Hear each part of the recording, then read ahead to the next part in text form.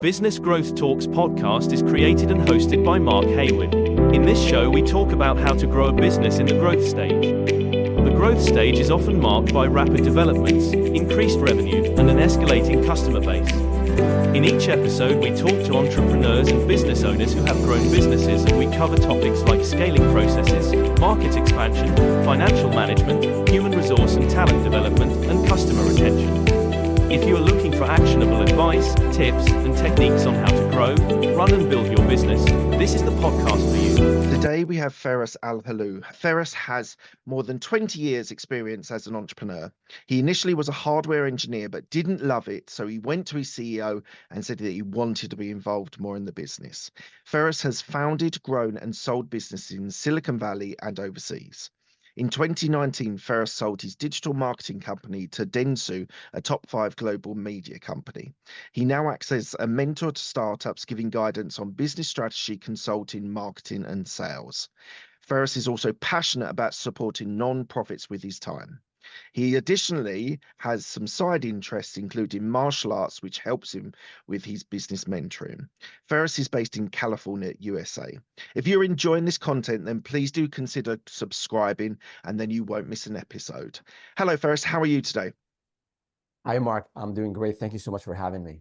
Absolute pleasure. Thank you so much for being with me. So the first question I ask everyone on my show is, what does a business mindset mean to you? Business mindset. I'm all about getting stuff done, about execution. And I think one of the quotes that I like the most is by Steve Jobs. He said when he was hiring people, he was looking for thinker doers. And I interact with a lot of entrepreneurs. On the average, 1 or 2 founders are reaching out for help or advice. And people have a lot of ideas. Founders have a lot of ideas, but ideas, as we say here, are a dime a dozen. In my mind, it's all about execution. So it's okay, you want to have a plan, you want to do a market research, you want to do product research, you want to identify your target audience, you want to do all the solid components of a business plan and do research those well. At the end of the day, you gotta put pen to paper, write that business plan, and then you gotta execute. So I'm big on getting stuff done. I'm big on execution. Yeah, so that sort of get shit done is very much in the mindset for you. Absolutely, yeah. Yeah, I totally agree with it, because people can procrastinate and they can have analysis paralysis and they can have a really great idea, but unless you go out and get sales and actually sell your product or service, you're not going to have a business, you're going to have a hobby. Would you agree? Absolutely. And you talk about sales. When we started our first business, our first startup, I had zero background in sales. Right. And at the time, this is 20 years ago, YouTube wasn't a thing at the time. So I remember buying a set of CDs. I'm dating myself now, and listening to these things and taking notes. And what do you say if the customer said this? And what do you say if they said that? And took a couple of sales courses. That's all good and dandy, but at the end of the day, you have to go out, knock on doors, ask people to buy your service, as you said, Mark. So yeah, it is, you got to just go out there and do it. Whether you're an early stage startup, you just started, you're thinking about starting, or whether since your podcast is about growth, whether you've been around for a few years and you're, say, at $200,000, $300,000 a year in terms of revenue, and you want to go to that 7-figure revenue goal, you got to take some bold action. You got to go and explore the market, talk to maybe bigger companies than you're used to. So it's all, I think, about being out there and just doing the work, doing the hard work. Yeah. Who ran the CDs? Who was the speaker on the CDs? Do you remember? It was some real estate sales guru. I remember he had this Christmas shirt on. I don't remember the name now, but it'll come to me in a second. But it was a red package with this guy with this big smile, Pop's real estate guru. Although I wasn't doing a real estate, but all the tips he talked about the follow-ups. One thing I remember, Mark said, sales about follow-up. When he used to travel and he would write thank you notes or like just ask about people's families and children and work and just staying in touch with customers. So to me, that's all work. You just got to put the hours, you got to put the time. Yeah. And were you naturally made for sales, or was it something that you learned over the years? So I started as an engineer, as you mentioned. And then after 3 years into it, I was doing okay, but there was a major layoff at the time. I think we had 300 people in that company. I was in Florida at the time. And I think the layoff impacted half of the business, half of the company. And I was saved, I was not impacted. But then it occurred to me, like, it could have been me. And I was doing okay, but I wasn't getting this exceptional performance in my reviews. So I figured this is not clicking. Engineering is not clicking. So I mustered all the courage I had and walked into the CEO office. His name is Russ. And I said, hey, Russ, I love what I'm doing, but I like project management, be closer to sales and marketing. Mm. And I remember I wasn't sure what was going to happen. I wasn't sure if he was going to ask me to leave. So to me, that was a big, courageous step. But he said, hey, do you mind traveling? I said, no. He said, okay, we have this opening for project management to go and be closer on the client's sites. And within a month, we transitioned, and I loved what I was doing, and I excelled at it. And then I was always close to sales and marketing, but I never did sales till later when I started my own business. Yeah. So I've got another question I want to ask you, but I'm just interested.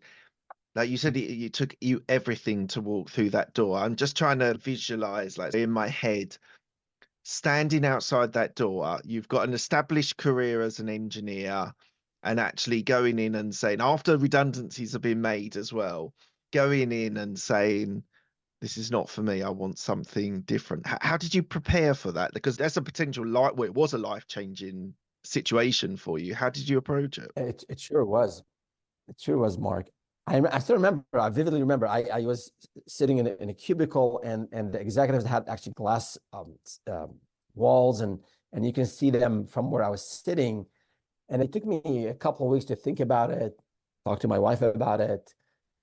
And I think 20 years ago, I don't think in terms of openness and transparency, and today the workforce is different. At the time, again, just right after layoff, it wasn't an easy decision, but I figured I'm going to get laid off if I'm not excelling, if I'm not doing really well in my roles. And I have a family and 3 children at the time, and I figured I want to do something that I enjoy, and something I have maybe better skills for. So I just decided to just walk in, and I said, "Hey, Ross, do you have a few minutes?" And he was a very welcoming person, and he was understanding.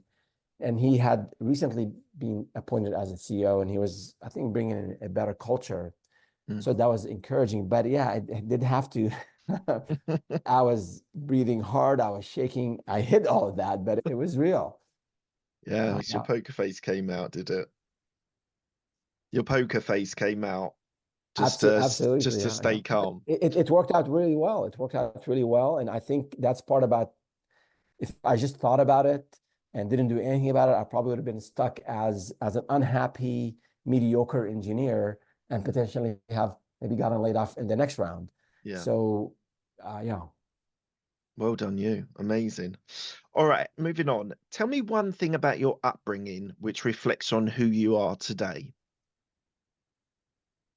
Upbringing. Let's see. How far back? How far back do you want to tell me? It's completely open. Yeah, I don't know. I have 2 sisters and a brother, and there's a gap between. 2 sisters are 15 years older, 13-year-old older, and then my brother is 11 years older. So there's a gap. So my siblings, they say I'm the spoiled one. They went through a lot of hardship when they were growing up, and then my family was doing better when I was growing up. So I don't know. I argue that a lot. But we moved to the States when I was 17, right after high school, to Oklahoma, middle of the country. And I went to school there, and had to learn about a new culture, a new language, and worked to make some extra money. My family supported me for most of my college, but I did work to do things on the weekend, and to have more fun. You needed more cash. So I did work in a restaurant, and I started as a dishwasher. Then I was promoted to a busboy, then to a waiter, salad man and salad boy, whatever. And then, so in terms of working hard, I think that was I went through that from my college days. Both my mom and dad worked hard. She was a teacher, and then he used to travel a lot and work really hard. So I think those work ethics about just working hard these are really important to me. And my motto is work hard, play hard. And that's what I tell folks, founders, entrepreneurs. If you want to grow, if you want to make it big, there are no shortcuts. So I think that those work ethics and being surrounding yourself with those who want to achieve, want to grow is important. Do you think entrepreneurship was always within you? I think about this. I always had the idea of doing something on my own. Maybe we hear about it all the time. Maybe it's something that we all, or most of us, aspire to do. But it had to be a major life event for me to take that step. It was a layoff. Right. So we had moved from Florida to the Bay Area, to Silicon Valley in 1998. And then there was the bubble, when the bubble burst happened. And I was actually in a startup where I was one of the management team members, where we raised $96 million. It was an infrastructure type startup at the time. Okay. But then we were out of money. We were ahead of the market. I was laid off in 2003. I started to look for a job right away. It was a really tough market at the time. And I couldn't find anything for maybe 6-7 weeks. And then I ran into a friend of mine, and he was thinking about starting a business, and I said, okay, I can't find it. I'm not finding a job. Might as well start a business. Right. And I wasn't sure. I think for the first couple of months, I wasn't sure. But once we closed that first deal, I said, okay, I think I can make this work. Yeah. So it was more, I would say, more of that layoff forced me to get into this entrepreneurial journey. Yeah, it like the sort of serendipitous move of something happens and your life changes and priorities change. So it could be a layoff. My very quick backstory is I had multiple bereavements in my life and decided that the corporate life wasn't for me, and I wanted to try doing it for myself, which has turned into being a great life choice, and I very much enjoyed it. But there usually is some, if you don't start a business at 18 or 20 or whatever, I'm talking to people on my show, there's usually a trigger point, an event, something that happened that changes your mindset into an entrepreneur. Because I think some people are born entrepreneurs, but I had to learn how to be an entrepreneur. I think I was being entrepreneurial in my corporate job, but it was a period of sort of personal development and professional development, which meant that I was bold enough to be able to make that choice. When you said you were unsure initially about taking that step, what for you was making you uncertain to just go bold and say, look, I'll start this business with you? We'll be back after a quick break. Hana Banerjee is a Forbes 30 Under 30 lister and the founder of Clear, a social skincare app whose aim is to revolutionize the skincare industry with real customer testimonials on skincare products. They invested at the idea stage when Clear was a 4-day-old idea and I was still a student. I'm almost numb to rejection and failure because it's an inevitability, and I've always experienced it whenever I've done anything where I've seen some success. My skin troubles are very emotional and very deeply personal. I have the most supportive family in the world, but... How meaningful was this to you when you got nominated?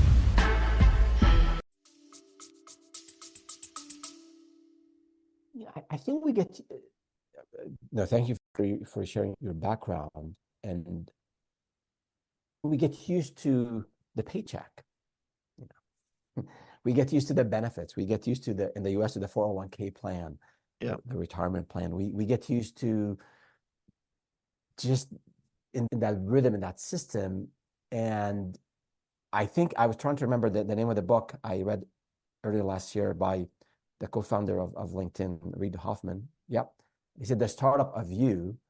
And he said, we were all born entrepreneurs back in the cave days. We had to go and venture out and do things.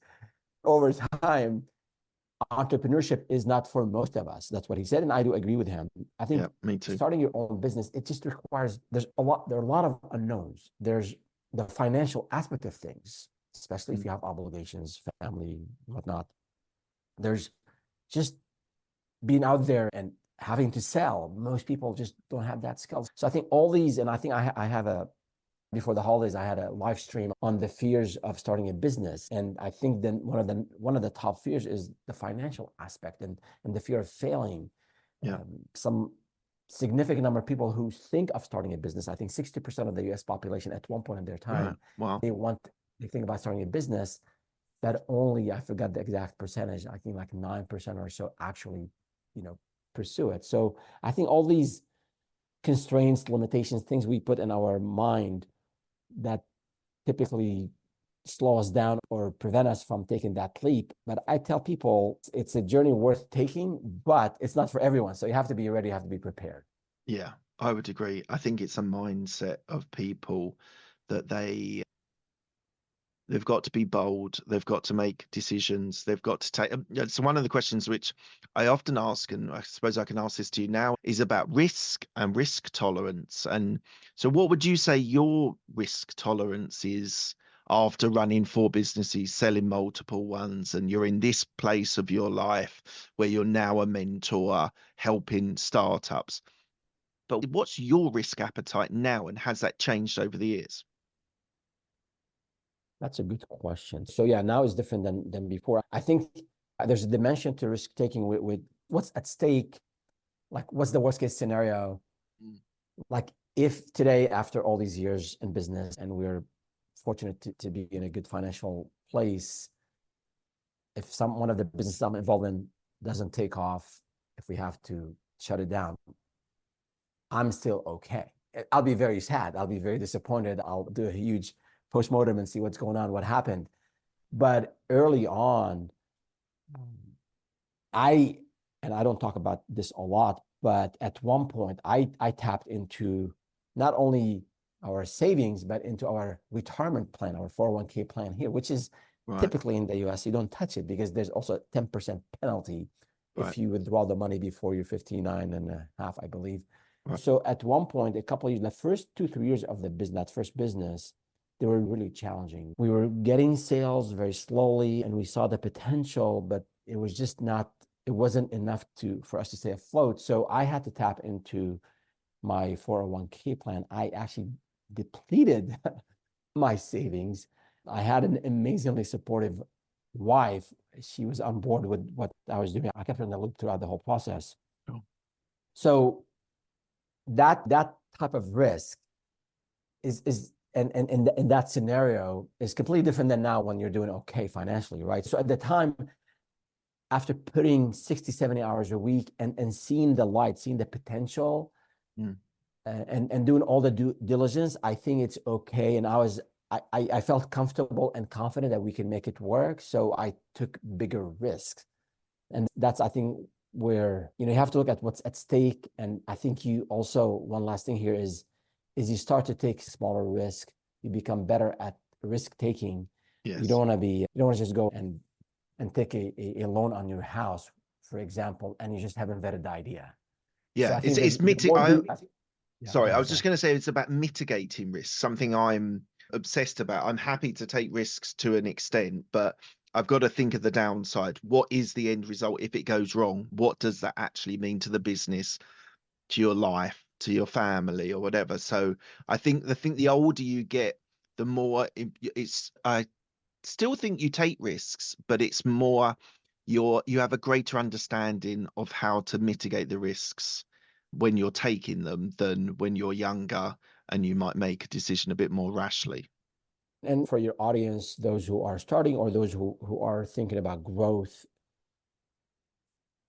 I think the number one thing to do is do your due diligence. In a book I also read last year, Why Startups Fail, forget the name of the author now, but he's at Harvard, and I think he heads the startup department there.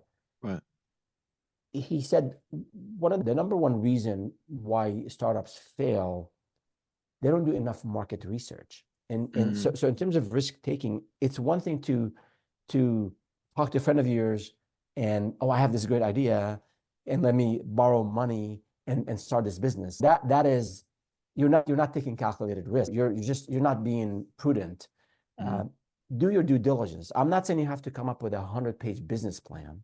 That's too much planning. But do your due diligence. Do some market research. Look who else is offering this service.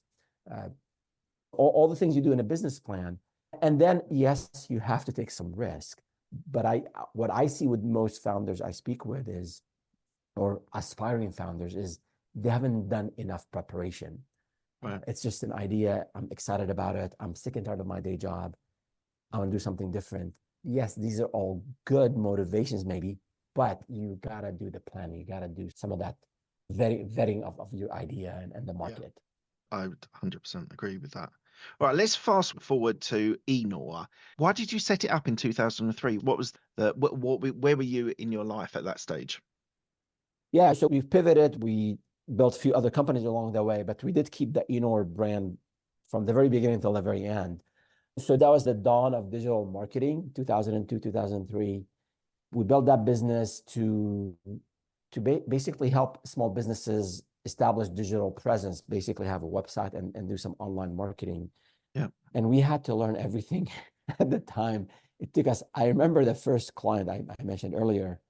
It was a small Greek restaurant, still around here in Santa Clara, California. Okay. And our first project, I don't know, it took us a month to convince the client to buy from us. It was $1,400 for a 4-page website. Today, you can go on GoDaddy.com and get that 4-page website up in probably 10 minutes. Yeah. So it took us, I don't know, 6 weeks we had to do everything from like with HTML and all. We didn't know anything about it. So that was the first, I think, that wave of businesses wanting to be on the internet, and they want to market using search engine optimization and pay-per-click and those and email marketing. Those were like cutting edge at the time. Yeah. And we felt, my business partner and I felt we would ride that wave and get ahead of it. And it paid off really well for us. We started with working with small businesses, very small businesses. And then later we started to work with Fortune 500, bigger companies, and then ended up working with Fortune 500. So I'm interested. So as the show is about growing and scaling businesses, so from that small Greek restaurant around the corner to Fortune 500, and I know there's many steps in between, but I'm just thinking, when you at that point where you've progressed from a startup and you're now established, you've got a portfolio of clients and money's coming in, and you're taking that next step. So say you've got 1 million revenue, and you're then looking to the sort of 5 million, the 10 million revenue. For you, how did you work out to transition from smaller SMEs into those larger businesses? Yeah.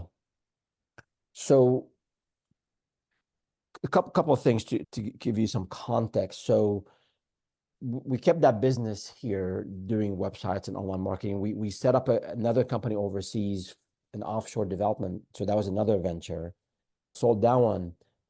And so as we were working with the smaller businesses, I had, my background was in working with larger businesses. So in the startup that I was part of, and also before we moved to California, we were working with top telecommunication companies, AT&T and Cox. So I had that background in terms of working, the polished approach to selling and delivering to high-end clients. So that wasn't something we had to learn. I think we had to really focus on being an expert in our domain. And that took several years in my mind. And we also, another dimension is we pivoted and we focused on one thing, and that's about digital analytics. Yes. So we went from selling website design, web development, online marketing, you name it, to pivoting the company to focus on digital analytics, web analytics. At the time, mobile wasn't a thing. And we ended up getting all the certifications and all the, I would say, at the time, the Google certification specifically, and becoming a certified Google partner was a major point in our journey. Because once you became known in your small niche, once you get the right certifications, the right affiliations, then these larger companies start to notice you. And I remember the first lead, we got listed on this Google authorized Google partners list. And we started to get leads from, and we're tracking where the leads are coming from because we're an analytics company. So the first lead we got, it was an e-commerce client. I think it was called Karma Loop. They might be still around. And I remember we used to sell these audits for $500 for small businesses. And then just talking to this new customer, the new lead, and with the millions of dollars in revenue that they're making, we upped our pricing to $5,000 right there. Because we give them a whole lot more hours, a whole lot more attention. Yeah. I don't think we made a whole lot of money on that project because we put so much into it, because that was our really first big project, relatively speaking, at the time.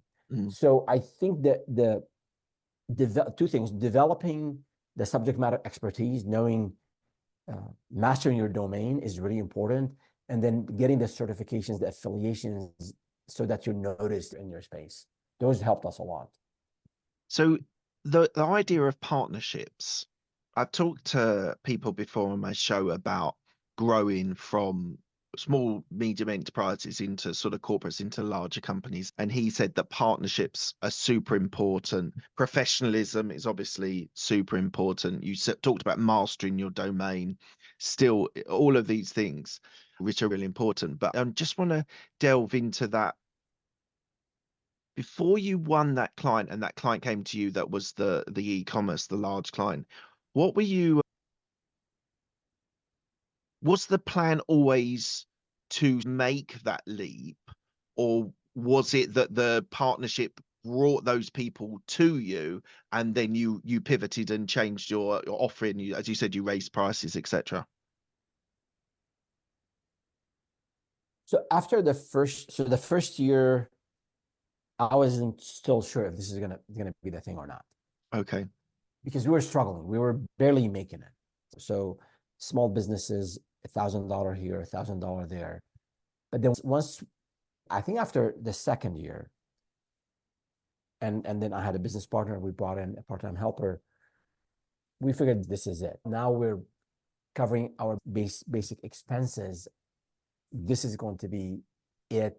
We believe in it, and we want to grow it. So I think that was really important, is once we believed it was viable, it's something that we can make a living off of, then we put a whole lot of energy and money to grow that business. And the growth was always there. And I think that's really important. And when I speak with entrepreneurs, I say, you got to make a decision. You want to be a solopreneur, and there's nothing wrong with that.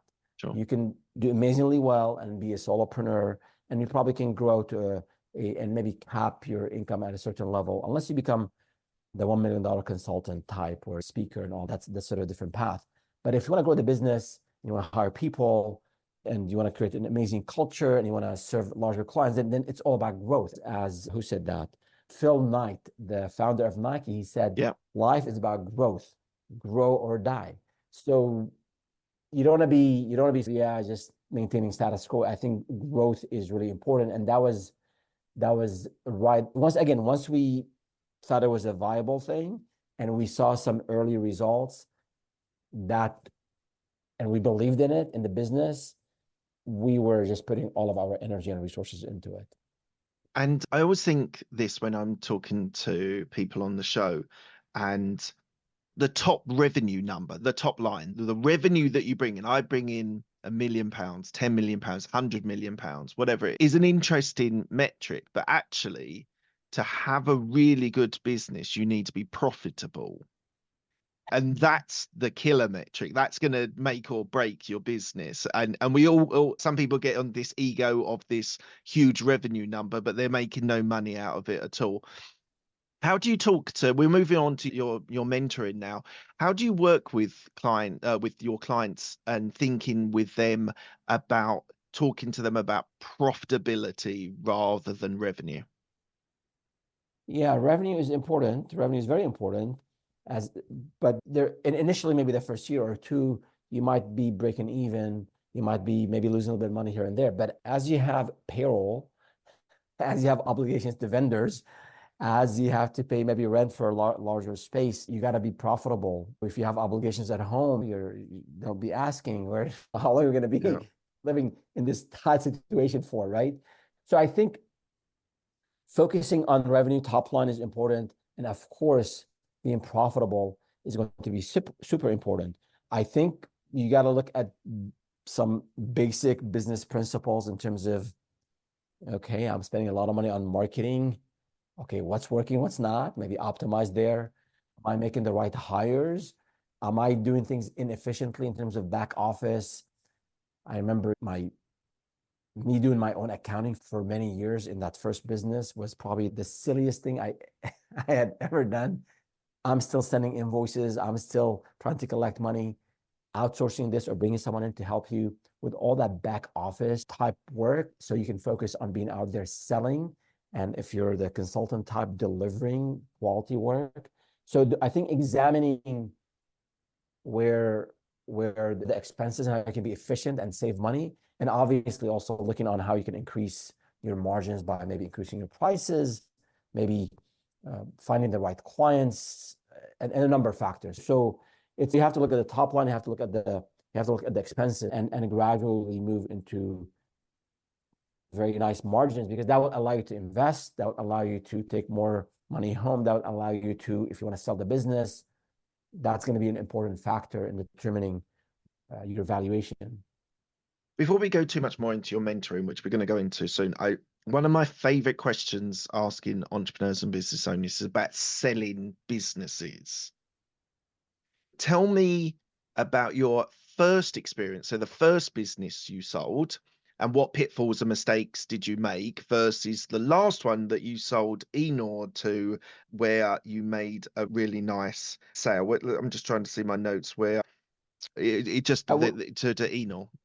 Yeah, we were 8 figures at the time. For the first one initially, you don't know. It's all about experience. Yeah. And I think people go cheap on founders, business owners. I shouldn't generalize, but initially on lawyers, on accountants, and then you learn the hard way. So not defining because we sold the first sale part of the business, not the whole business.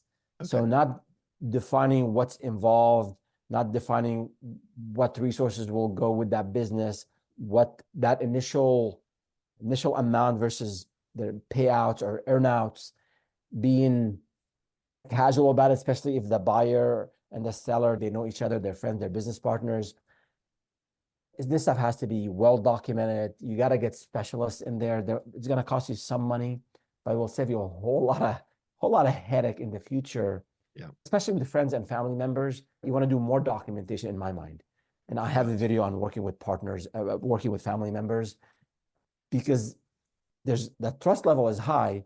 So we tend to ignore important details. So my recommendation would be, and what I learned from the first sale, is just go through the process in a formal way, bring in a specialist, make sure everything is well documented, the due diligence process have been gone through. Otherwise, you'll end up with you being unhappy or the other party unhappy to ruin relationships. Luckily, they didn't have any serious issues, but we had to deal with some issues between the seller and the buyer. And what about Enor? So you were a lot more experienced. You'd been through it a few times. You sold to a large company, one of the largest media companies. What did you do in that? I suppose my question is related to, like, how did they look to you? Did they come to you, or were you looking to exit and therefore you were looking for the best buyer? Yeah, we wanted to exit, do the Silicon Valley thing at the time. So we actually learning from past mistakes and also speaking with other business founders, which again, a pro tip here for your listeners, leverage your networks, speak with other business owners and founders. They're willing to share, they'll help you a lot. But so speaking with other business owners, people who sold before in our space, we ended up hiring a financial advisor, a company that specialized in selling companies similar to our size in our domain. Right. And they're not cheap. They might charge you, I don't know, 3, 4, 5, 6% of the transaction. So, okay. So it's not going to be cheap, but that's what they do for a living. Yeah. So they will walk you through the entire process. They'll package you better. They will they'll have you meet a whole lot of suitors. They'll help you with negotiation. They'll review the documents. So when it's time to sell the company, you need a group of advisors. You need obviously an attorney, you need CFO type, you need obviously the financial advisor, the broker. So those, probably a couple other things, but those are probably the main advisors you want to have. And again, it's not going to be cheap, but if you're serious about selling, especially if you're profitable and you have good margins, you're going to have a good multiplier, then you could afford to pay for these services. Yeah. And then I think it will help you get a better deal. And so why did you transition after the sale into helping startups? I saw a number that you're helping currently about 150 startups in your consultancy. Is that right? Yeah. So over the last maybe 10 years or so. So I think once we started to be more profitable, and I used to go and speak at conferences, and we published a book in 2016. So I started to get, maybe over the last 10 years or so, get people just asking for help or asking for career advice. And I never charge for this. So and even now, on our website, we have, anyone can sign up. We have a few slots every week, 30-minute session, no charge whatsoever. We don't sell anything. I'm there to help entrepreneurs. A lot of people help me. This is my way of saying thank you to them. They're back to the community. So in 2016, I was there speaking at conferences. A lot of people would come and ask questions. I would help.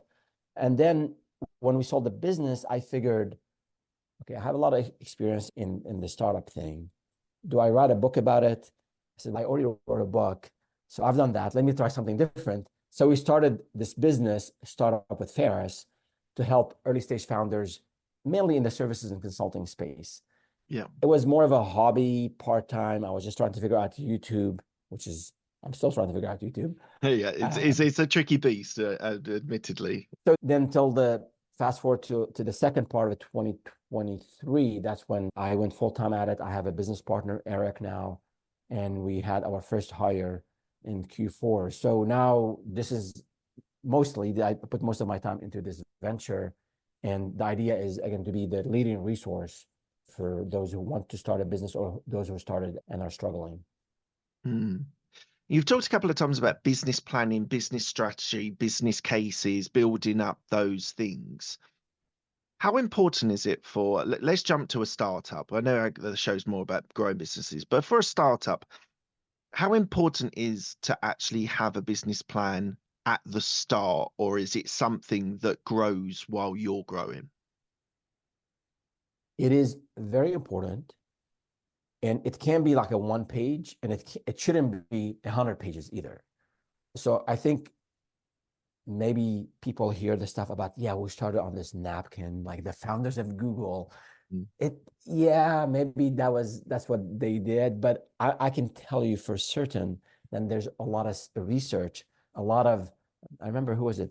The co-founder of Starbucks.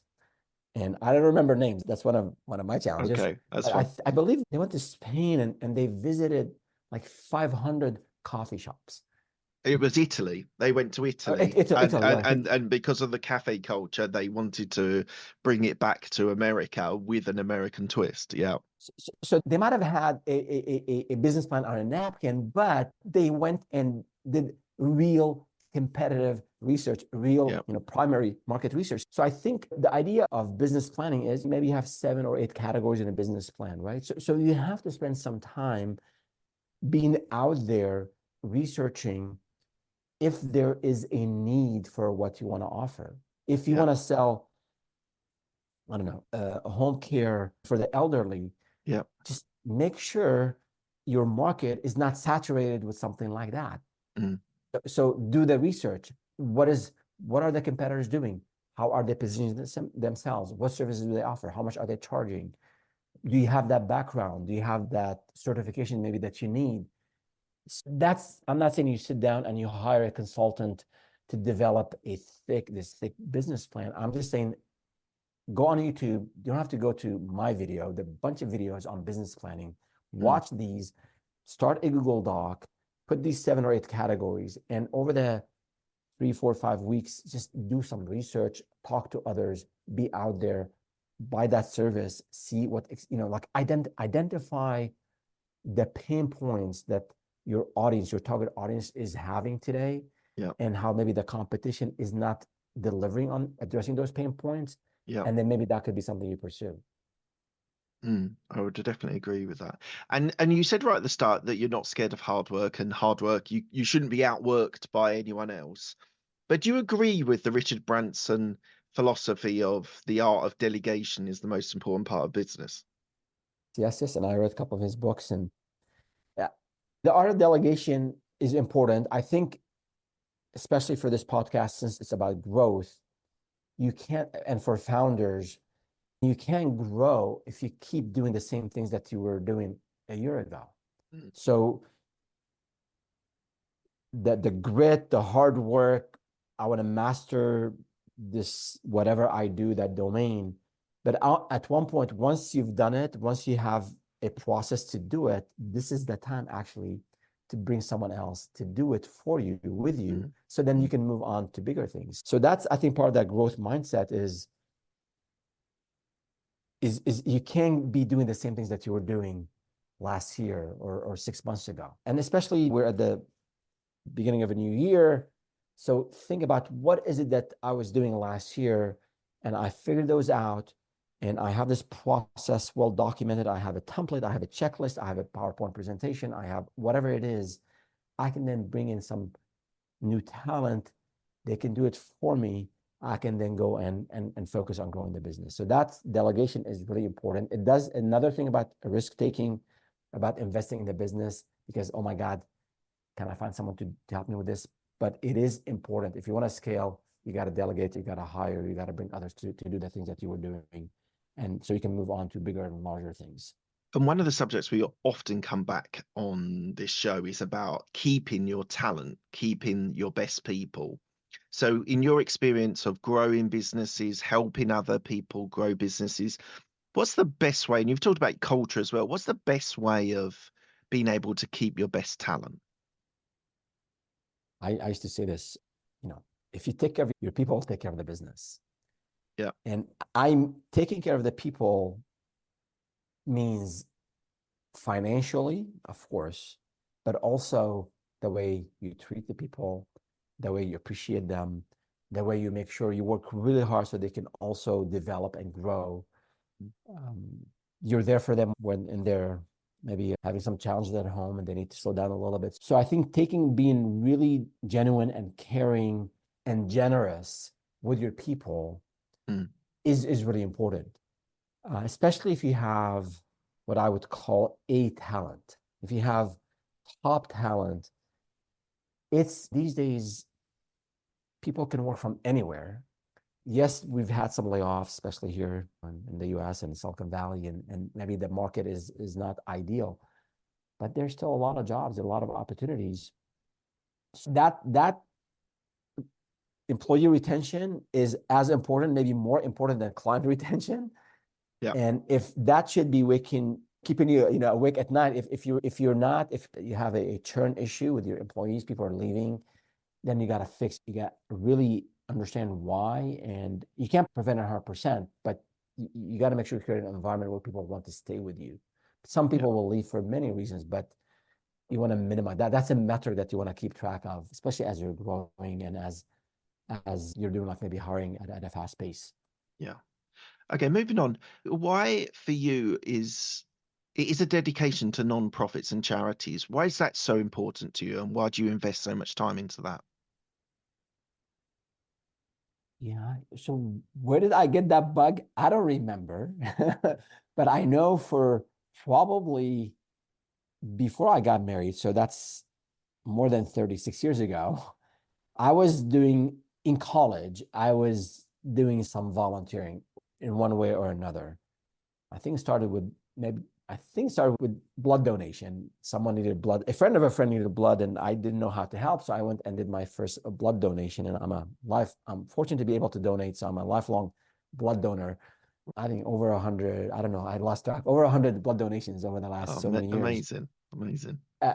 And I think it just feels good to help others. It feels good to not have that mindset where the world revolves around me, especially we're bombarded with all these messages around us about me. And it's, I think that joy of helping others, the joy of seeing others succeed and you are being part of their journey, to me, it makes me happy. And maybe that's one of the reasons. And I think having people in your life, mentors and friends and family members who also have service as a value, I think that also is helpful.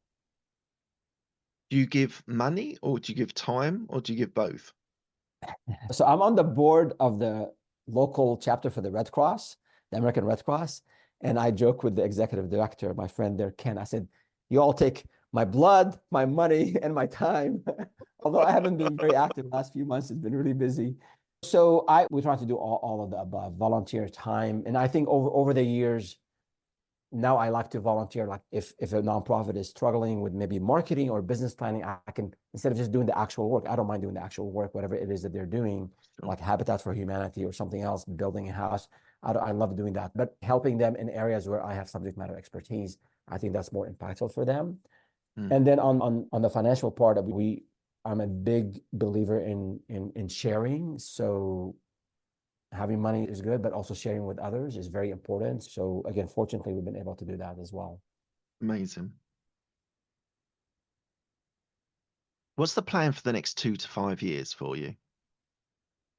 The next 2 to 5 years, I'll tell you, for the next 2024 and 2025, Okay. we want to blow up YouTube. We want to grow our YouTube channel. We want to build up our mailing list, our newsletter, the Daily Advisor. We believe we have something unique in terms of focusing, helping there are a lot of resources for people who want to grow their businesses, I believe. There are a lot of resources in Silicon Valley. There's a lot of resources for VC-backed companies, for product companies. I think for the services and consulting businesses and for early stage founders, new business owners, I don't think there are as many resources. And we want to be that resource for them. And like I said, we offer a lot of stuff. We don't have gated content, at least not yet. We have these free sessions that I offer a few times a week. Just want to build that community, share the experiences that myself and my co-founder Eric, we have, helping the younger folks, I think, get the real authentic message about growing a business. There are no shortcuts. I think there's a lot of nonsense out there on YouTube and elsewhere about becoming a millionaire, like an overnight millionaire. I think this is a disservice to the new generation of and I feel almost like an obligation to share and pass on what I've learned to others. And what's the YouTube channel called? Startup with Feras, and Feras, my first name, Feras. Amazing. All right, we're coming to the end of the interview. I asked the same 6 questions to all my guests. So quick fire questions. They don't need a quick fire answer. What's the best decision that you've made? The best decision I've made in all my businesses is to have an amazing co-founder, an amazing business partner. Have you had a business partner in all of your businesses? In all the businesses, always had a business partner. Interesting. Why is that? I don't know, but that's how it started. And I think no one is perfect. No one is complete. You always have someone who can complement your skills, someone who can keep you in check, someone who can, if you're a very positive, optimistic, a believer type, you want someone who will balance that out. So maybe it was chance, maybe it was just destiny, I don't know, but I've always, initially, it just happened because I was looking for something, but later it was more of a conscious decision to build something with someone. It's been really rewarding. It's been really helpful. It's the bond, the relationship, aside from business, it's really important. It has worked out really well for me. Yeah, I would agree with that. What's the best piece of advice you've been given? I've been given nothing in life that is nothing. What's that quote? Someone, I'm blanking out on it, but about something that's worthwhile, something that's worth something, it requires a lot of work. If you're not putting effort and a lot of sacrifices, then you can't achieve something worthwhile. And I'm butchering the quote. I'm butchering the message. I think I know what you mean. If anything that's worthwhile doing is worth working hard for, sort of idea. Yeah. I think that's absolutely right.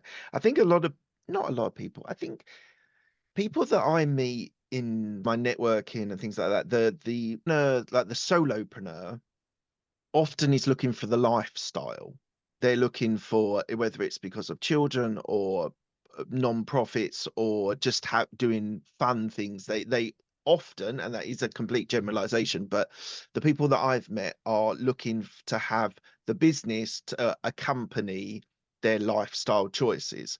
But there's another subset of entrepreneurs that are looking to be empire builders, and they want the corner office at the top of a building, or if it's remotely, they want the revenue number or the profitability metric. So where do you fit in that?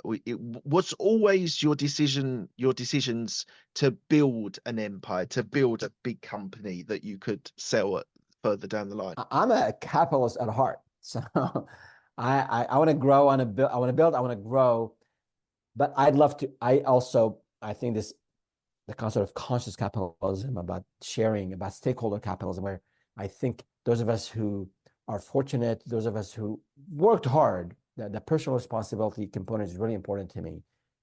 And they end up making it, whatever making it is, I think is absolutely important, necessary, especially in this day and age of income inequality, and we see and I don't get into politics here, but we have some societal issues around us, and I think we as individuals, we as business owners, we as entrepreneurs who end up making it, a lot of people help us along the way. There's no self-made millionaire. Some of us might have had to struggle a lot more than others to make it, granted, but once you make it, I think you owe it to, at least that's what I believe in, you owe it to share with others. And just as a important point, when we sold the last business, my co-founder and I had decided way before, that we want to take 30% of whatever we get and share it with the team. And it wasn't a common thing because we're in the services business. It wasn't like a typical VC-backed startup. And we did that. And that, to me, that is important because, okay, I made it, but these others who helped me and put their own blood, sweat, and tears, that's important for them to also get part of the pie. And again, that's what I tell folks: work hard, make it big, and share with others. Amazing. What a great piece of advice. Who's helped you most in your career? Books. Books, right. I read/listen to a lot of books, audiobooks. And I think that early on, I think when I attempted to do a master's earlier in engineering, and I finished all the coursework, never finished my thesis, never completed that, which is terrible. Then later, when I got into project management, into the business side of things, and I fell in love with this kind of work, I did get a master's in engineering management. And I think that learning something that I was applying and learning something, like I would read something about management and people issues and whatnot, and apply it and see it working. That ignited this sense of learning and growing through learning. And from that point on, my goal is always to do a book a week. I fall short on it almost every year, but I get to 35 books, not too bad, but very good. Sometimes I cheat. The last couple of weeks of the year, I'll find shorter books, smaller books. But I think learning how to learn the advice from some mentors on just investing in growth, like your own self-growth, that's important. Yeah, invest in yourself is super important. Tell me about a regret that you have. There are a lot of personal regrets. And here we say no regrets. I don't know, in the US we say that a lot. And there's a book actually by, I think, Daniel Pink. He says something about regrets are good. It's important to internalize those. A lot of things you do in business early on, you regret later. I remember you can do shortcuts and do things that you really shouldn't. Nothing too shady or under the table, but I remember hiring someone from a client. And so he was working with one of our clients, and then we ended up hiring one of their people to join our consulting company. And that's totally okay. There's nothing illegal, but the client didn't feel it was right to take one of their stars and have them work for us. And although, again, the contract, there wasn't anything in the contract to prevent us from doing that, but I felt like it could. And the person wanted to leave on their own, and they wanted to relocate, and we offered a virtual workspace, a workforce setup, but the client felt like their perception, and perception is reality, they felt like we stole their star. And till this point, like, I should have done it better. I could have waited till the guy left and made an offer. So I think those personal relationships, sometimes we're just in the heat of the moment. You want to close a deal, you want to hire someone, you want to do something, you make a shortcut, or you just don't do the prudent thing. Yeah. And you lose a friend, or it's not about money, losing a client. It's just like your reputation is really important. So Yeah. I think those decisions that, again, we're not unethical or we're not illegal. It's just, we're not the right thing to do. Yeah. Looking Yeah. at it a few years later. Yeah. Thank you for your honesty. A lot of people brush that off with, I have no regrets. And That is, they should read that book. yeah. Daniel. It is Daniel Pinkman. Yeah. I'll maybe put that in the show notes for everyone. Yeah. What are you most proud of? Personally, family, of course, family, grown 3 children and all that good stuff. Work, I think the ability to deliver on the promises that we made, including that promise to, if we sold the company, we would share 30% of the proceeds. So I think that was really important for me to build and grow the company and share. And the ability to deliver on the promise was really satisfying and rewarding, makes me sleep well at night, if you will. That's amazing. Why do you do what you do? My wife says, she says, you're nuts. You sold the last business. Why don't you chill? I don't know. It's a joke about this, but I remember that my last day at the last company, that after we exited, I stayed with the acquirer for a couple of years. And I think it was a Tuesday, my last day. And after all these years, I had a conference call at 7 a.m. the next day with a nonprofit. They needed some help. So I said, why did I schedule a 7 a.m. call? I think it's in the DNA, but it is, I think it's, you get the bug of building and growing things and helping others. And I don't know, it's just very satisfying. And I think it's just not about business, because also family, of course, we're not talking about family here. Or personally, I think I also encourage people to do things, hobbies, whatever it is, but you got to be active. I think you got to be growing mentally, emotionally, physically, and of course in business. And I think that keeps us sharp, keeps us stronger, better as we age, as we get older. What does legacy mean to you? What does legacy mean? You're asking some tough questions, Mark. Thank you. Legacy. I think one of my favorite books, classic by Stephen Covey, The 7 Habits of Highly Effective Individuals, people. Yeah. Way back then. As you can tell, I always mess up titles and names. I think he says in the second habit, begin with end in mind. Said, imagine you are at your own eulogy. What do you want people to say about you? So I think, to me, is the service to others, being generous and helping others is really important, whether in the context of business or outside of business. Sure.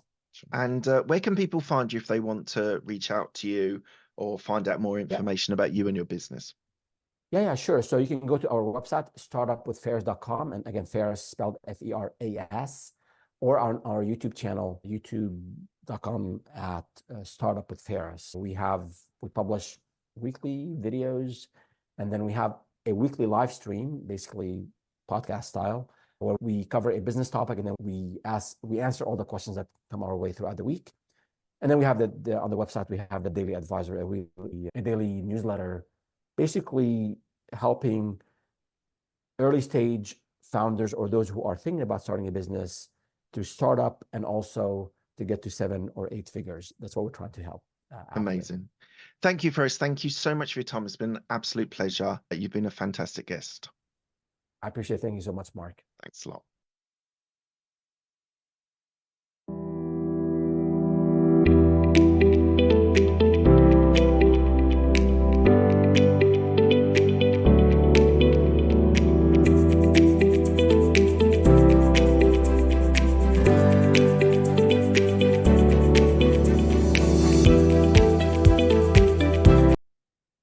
So Feras, so that was an interesting conversation. I think that one of the things, the common theme throughout the whole of that show was about giving back and giving to other people and helping other people. And he is involved in some amazing charities. The Red Cross obviously is an amazing charity, and some local things as well.